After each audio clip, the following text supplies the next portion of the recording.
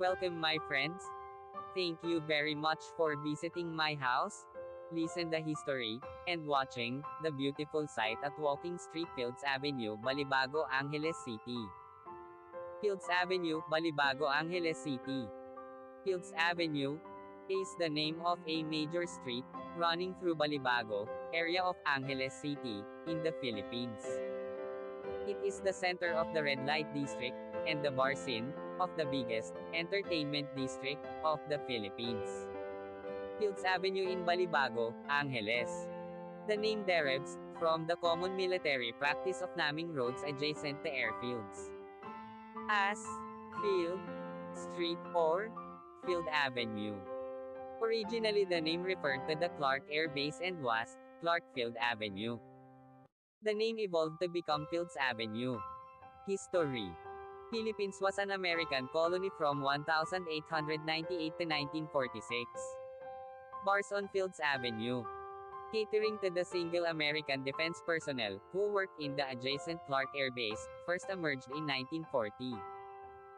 During 1940s and 50s, there were only tatlo such bars just outside the main gate of the air base. By early 1960s, the Fields Avenue developed as a street line with several bars. From November 1955 to April 1975, America fought Vietnam War. As the number of American troops in this war grew, more and more forces were deployed at Clark Air Base or routed through it. This led to a proliferation of bars, live bands, and prostitution, the latter mostly by young Filipino women, most of them either teenagers or 18 hanggang 55 years old. By the 1970s, there were more than 150 bars and prostitution joints along Fields Avenue. This led to a mushrooming of related, ancillary industries in the vicinity, namely music bands, hotels, doctors, hairdressers, and money exchange, transfer services. In its heyday, Fields Avenue provided direct employment to nearly 20,000 Filipinos, including plumbers, electricians, and security guards. In the 1980s, though the American presence remained steady, the bars and prostitution shops continued to proliferate. Many bars and prostitution dens were owned by Americans, as well as local politicians, thus leading to a nexus between the locals, politicians and American military and ex-military personnel.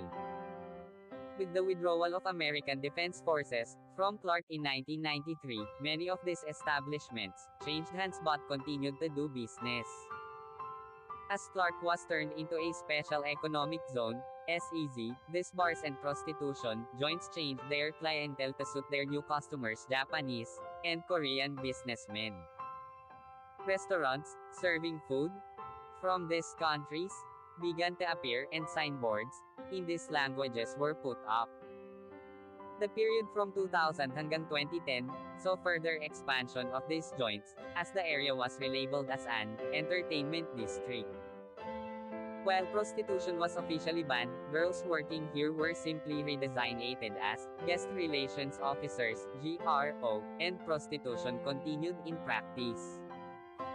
Since then, bars and prostitution joints have continued to proliferate and expand. The extent of these establishments has continued further on both sides of Fields Avenue, and many smaller streets of Fields Avenue also sport smaller such establishments.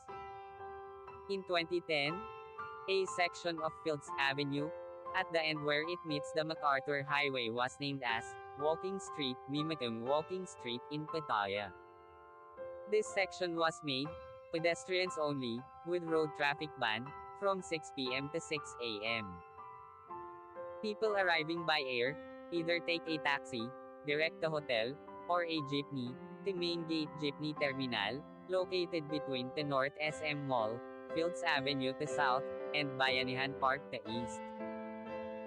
Those arriving from Manila by bus ask the driver to drop them off at the corner of Fields Avenue and MacArthur Highway, or alight at Capas Angeles Transport Terminal, which is also walking distance from Fields Avenue and the MacArthur Highway.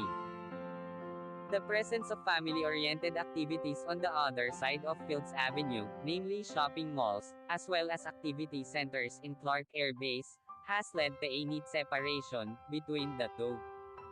Fields Avenue tends to cater more to single foreigner men.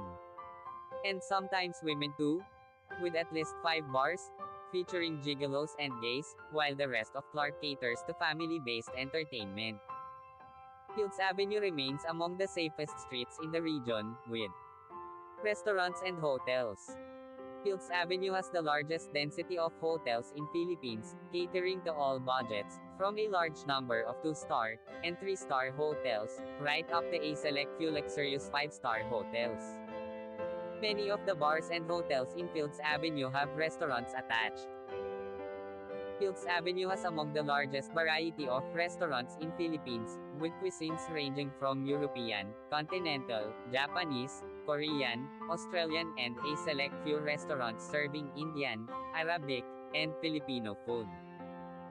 Restaurants tend to have long opening hours, most of them open late and close late, up to 4 a.m., though a reasonably number of them open early, around 7 a.m.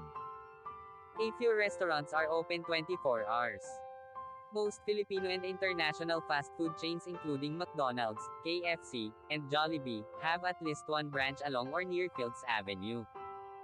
24-hour police station is located in the center of Fields Avenue. Thank you so much. See you my next video.